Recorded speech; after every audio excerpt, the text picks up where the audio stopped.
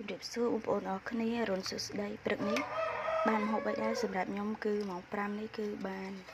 ម្ជូរក្រាក់សាច់មាន់បងប្អូនមាន់ស្វិតសួស្ដីជំរាបសួរពុកម៉ែបងប្អូនទាំងអស់គ្នាចេញមកគឺបងប្អូនទាយមើលថាសម្លអ្វីថ្ងៃនេះគឺខ្ញុំមកស្លសម្លម្ជូរក្រាក់សាច់មាន់ណាបងប្អូនម្ជូរក្រាក់របស់ខ្ញុំនេះគឺខ្ញុំធ្វើសាមញ្ញទេគឺខ្ញុំបុកគ្រឿងផងខ្ញុំដាក់គ្រឿងស្រស់ផងដោយសារខ្ញុំចង់បានទឹកសឡខាប់បងប្អូនអរគ្នាខ្ញុំដាក់គ្រឿងហើយនឹងប្រហុកចូលលីងចូលគ្នាតែហ្មងទៅបន្ទាប់មកទៀតយើងលីងវាឲ្យឈ្ងុយណាបងប្អូនលីងឲ្យឈ្ងុយមែនតើខ្ញុំបានដាក់ម្ទេសធំទេបងប្អូនដោយសារអស់ម្ទេសធំមកដូច្នេះហើយក៏ធ្វើតាមអីដែលមានចឹងទៅហើយសម្រាប់ថ្ងៃនេះដែរគឺបានសាច់មាន់មួយហ្នឹងសាច់មាន់ស្វិតទេបងប្អូនមហាសានស្វិតក្រោយពីលីងគ្រឿងរបស់យើងបានឈ្ងុយឈ្ងប់ឈ្ងួយឈ្ងួលឈួលហីពេញផ្ទះពេញធ្លីចឹងទៅក៏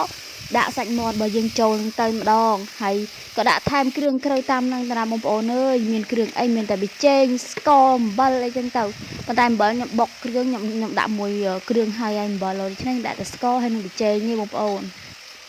បន្ទាប់ទៀតហ្នឹងគឺលីងទៀតដែរបងប្អូនយើងលីងឲ្យស្ងួរដែរបងប្អូនលីងឲ្យរៀងឈ្ងុយឲ្យរៀងសោះតិចមកព្រោះអីសាច់មាន់របស់យើ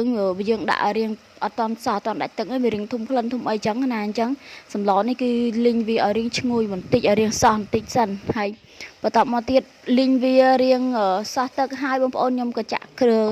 ទឹកដែលនៅក្នុងត្បាល់បុកគ្រឿងហ្នឹងកលែងវាបន្តិចទៅចាក់ដើម្បីឲ្យសាច់យើងវារៀងចូលជាតិតិចណាហើយស្លនេះដែរគឺខ្ញុំស្លតាំងពីក្បាលល្ងាចទេបងប្អូនខ្ញុំស្លពីក្បាលល្ងាចដោយសារសាច់មាន់របស់ខ្ញុំហ្នឹងគឺវាស្វិតពេកអញ្ចឹងខ្ញុំក៏ដាក់វាចូលស្លហ្នឹងគឺតាំងពីល្ងាចម៉េះព្រលឹមឡើងខ្ញុំគ្រាន់តែបើកកម្ដៅឲ្យថែមបន្លែបន្តិចទេបន្លែតកួនហើយសម្លមួយមុខនេះគឺខ្ញុំអត់មានម្ជូរខ្នឹងឬក៏ស្លឹកកទ្រប់ដាក់បងប្អូនដូចចឹងទៅស្លឹកស្លរបស់យើងរឿងរាវអញ្ចឹងខ្ញុំដាក់ទឹកដើម្បីបន្ថែមឲ្យវាខាប់តិចដាក់បន្លែវារៀងខាប់តិចទៅសម្លរបស់ខ្ញុំបានឆ្អិនហើយបងប្អូនចង់ក្រោយដាំរះព្រៃជាការស្រេចឥឡូវនេះមកដល់កន្លែងធ្វើកាយ